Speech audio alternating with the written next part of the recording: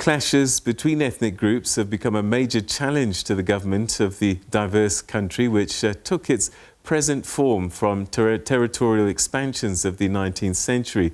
And to get a sense of what triggers these ongoing tensions, we're now joined via Zoom by Professor Mammo Muchie, who's a Pan-African scholar at the Tshwane University of Technology. Prof, thanks very much indeed for joining us, and welcome to the program. Very much. It's been a long time. Yes, it has been indeed, and a lot happening. I enjoy always your questions. Thank you so much. So a lot has been happening in Ethiopia, and the focus has been very much to the north in Tigray. But one forgets that tensions have always been boiling over in other parts of the country. Particularly Oromia, always one that seems to have issues fermenting. So these 30 people that were killed, how much do we know about what happened and what it tells us? Thank you very much for asking the question. And I think it is not just the 30 people, but there has been continuously since the new government came, continuously people have been in that area, in a place called Matakal, Beneshangul, Welega. In all these areas, they have been identifying specifically what they call the Amhara people, and they have been attacking them, killing them. And even strange things we've heard is even cannibalism has been also been used. This is very, very strange, what we heard. Now, I think at the moment, it's not only 30 people. Other people have said it has gone to 75 people. That's what I also heard. So the number of people that are dying is increasing. And also, we don't even get accurate reports. As you rightly put it, you don't hear from all sides.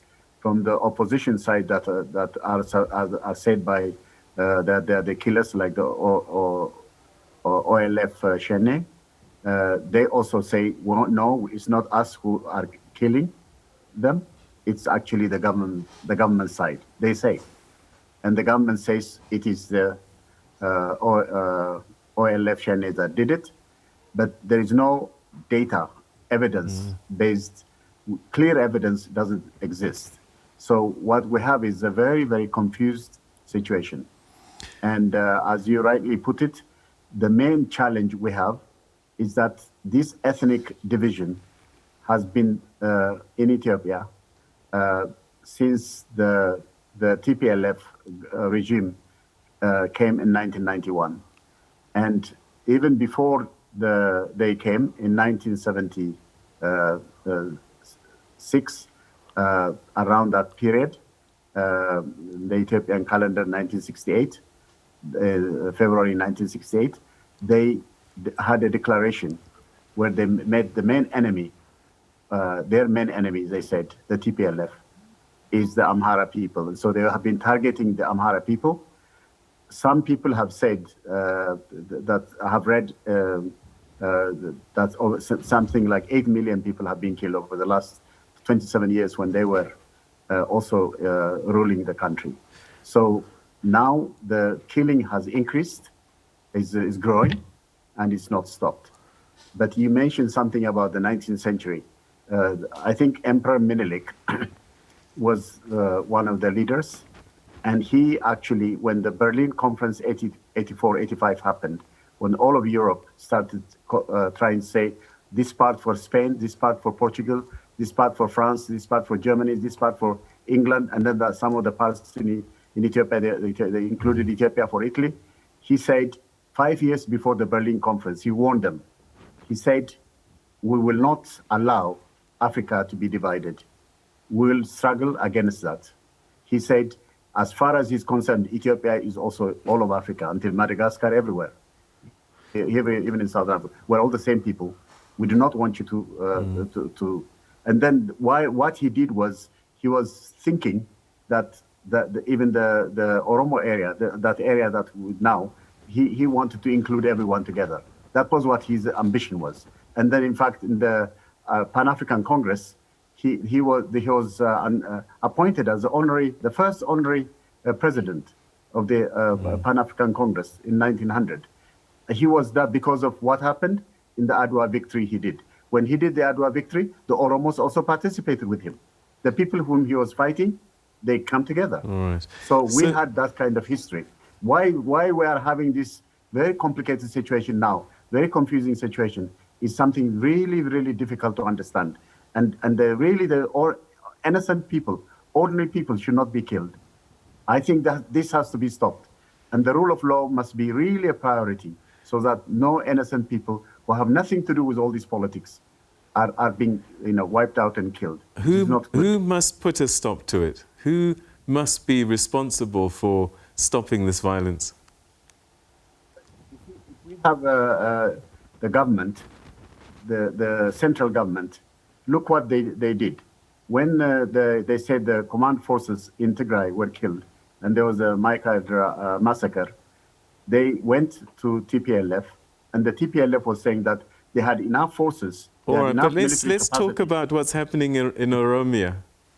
I'm just telling you. Okay. If they went to, what I meant is, Yeah. if they went, when they had this problem, they went to Tigray and they said they defeated them. Right. Why couldn't they defeat also OLF Tshwane if OLF Tshwane is doing it? Right. Well, I'm just simply saying that the government had that capacity. Why couldn't it have even a stronger capacity to control what's going on in Oromo? If they could do it in Tigray, why couldn't they do it also in the Oromo? I think the main force that must be really doing this is the government. They have to do it.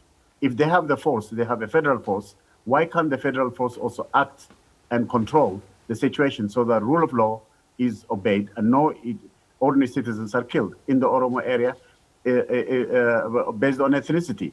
This is not right. And I think the selection of ethnic thing is wrong. The other thing, important thing is the entire system, even though the Tigray People's Liberation Front is gone, the ethnic constitution, the ethnic arrangement, regional government based on language, all that is still on. The system hasn't changed. That system has to also be changed. It's quite amazing. They are trying to run election, but without changing the system, if killings are happening, how are they going to run elections when the killings are going on? So I think what do you change the system into? What do you change the system into? It seems as if this regional autonomy project under a national government is not working all that well. And if anything, there is increasing resistance to the current setup. But what can replace it? I think we should sincerely and strongly make human rights, civil rights, social justice, social solidarity as critical, as very, very important for all the people to be together. So there should be, for example, they are all Ethiopians, like you are all South Africans, no matter what, however different you are, however many languages you speak. And you could create a constitution like you have done here in South Africa. Read the preamble of South Africa's constitution. It's very, very good. It doesn't, in Ethiopia it says nations, nationalities, peoples. Here it says we the people of South Africa.